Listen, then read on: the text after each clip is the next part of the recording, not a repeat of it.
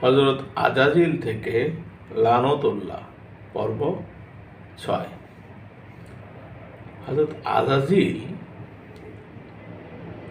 যখন ফেরেশতাদের সঙ্গে ছিলেন তখনও তো তিনি ইবাদত বন্দেগীতে মশগুল ছিলেন এবং থাকতেন। তে আল্লাহর ইবাদত করতে করতে তিনি কখনো হয়েছিলেন আবেদ, কখনো অলি, কখনো সালেহ। এসবের বিনিময়ে অর্থাৎ এসব উপাধি যখন তিনি লাভ করলেন তখন তিনি আল্লাহ পাকের লাউহে মাহফুজ পরিদর্শন করার জন্য উদ্গ্রীব হয়ে গেলেন এবং সেই লাউহে মাহফুজও তিনি পরিদর্শন করার সুযোগ লাভ করেছিলেন। এরপর আজাজিল আল্লাহ পাকের লা মোকাম পর্যন্ত অর্থাৎ যেখানে আল্লাহ পাক বিরাজ করেন সে পর্যন্ত যাওয়ার ইচ্ছা ব্যক্ত করেছিলেন। কেন? তিনি আল্লাহ পাককে স্বচক্ষে দর্শন করতে চেয়েছিলেন, কিন্তু সেটি আর তার ভাগ্যে জোটে নাই।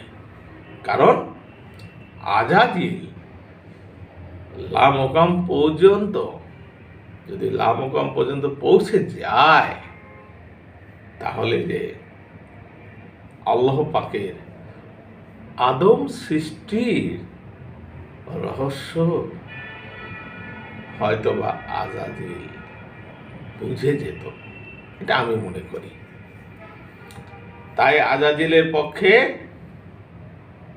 আল্লাহ পাকের লামকাম পর্যন্ত পৌঁছা সম্ভবপর হয় নাই।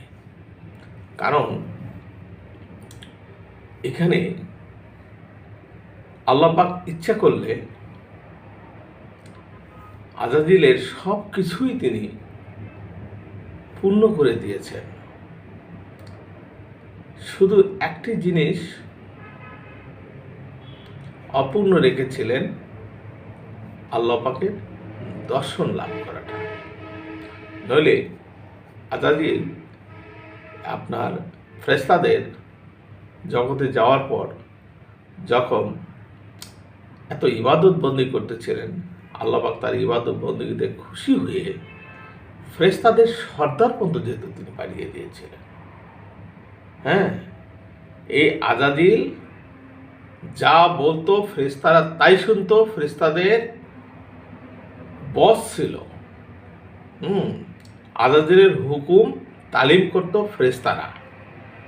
আল্লাহ পাক তাকে এমন ক্ষমতা দান করেছিলেন, শুধু আল্লাহ পাকের দর্শন লাভ করার ক্ষমতা আজাজিলকে আল্লাহ পাক দেন নাই। এখানে অনেক আধ্যাত্মিকতা, অনেক মারেফত, অনেক গোপন রহস্য নিহিত আছে। তো সেগুলি আমার ব্যক্ত করা এখানে মুখ্য বিষয় নাই। যাক, পরের পর্বে আমি আবার ফিরছি। এই পর্ব থেকে বিদায় নিচ্ছি। ধন্যবাদ।